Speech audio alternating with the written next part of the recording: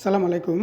আপনারা কীভাবে বার্টুস অ্যাপ থেকে বার্ট গেট ডট আই উইথড্র দিবেন, তো আমি সে প্রসেসটা দেখাবো। আপনারা প্রথমে আপনাদের বার্ট ব্যালেন্সে ক্লিক করে চলে যাবেন ইন্টারফেসে। এখানে দেখবেন আপনি এক্সচেঞ্জের নামে যে অপশানটা আছে সেখানে ক্লিক করবেন, সিলেক্টে ক্লিক করবেন, তারপর আপনি গেট ডট আইতে ক্লিক করবেন।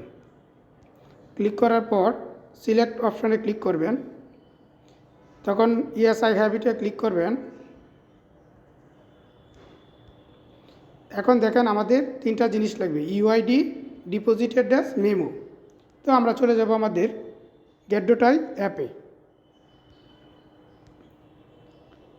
অ্যাপে যাওয়ার পর আপনি দেখবেন উপরের কোনায় আপনার ইউআইডিটা পাবেন। তো আমরা প্রথমে আমাদের ইউআইডিটা নিয়ে আসবো। দেখেন ইউআইডিটা কপি করে নিয়ে আসবেন।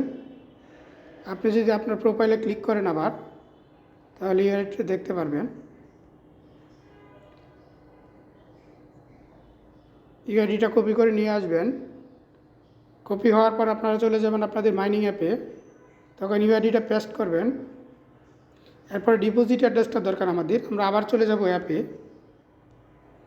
ব্যাকে চলে যাব, গেট ডট আই অ্যাপ থেকে ডিপোজিটে ক্লিক করব। আপনারা দেখেন এই যে ডিপোজিট অপশানে আপনারা ক্লিক করবেন।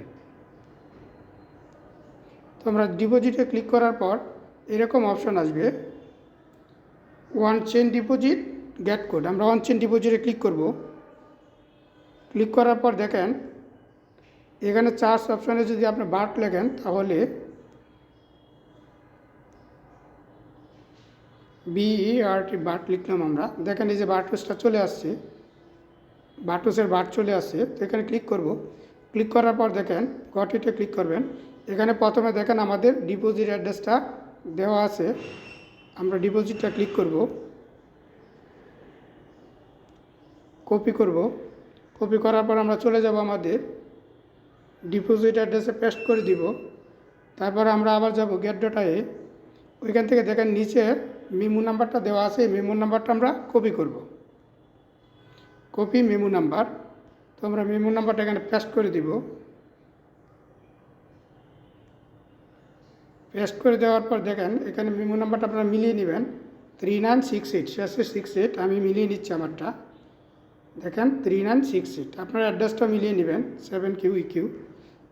ফাইনালি দেখেন, হ্যাঁ 7Q আমরা মিলিয়ে নিলাম। সেন্ড অপশানে ক্লিক করব।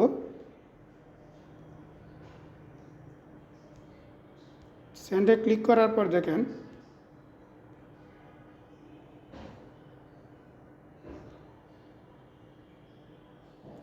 আপনার সেম দেখাচ্ছে এক্সচেঞ্জ ক্রিয়েটেড সাকসেসফুলি।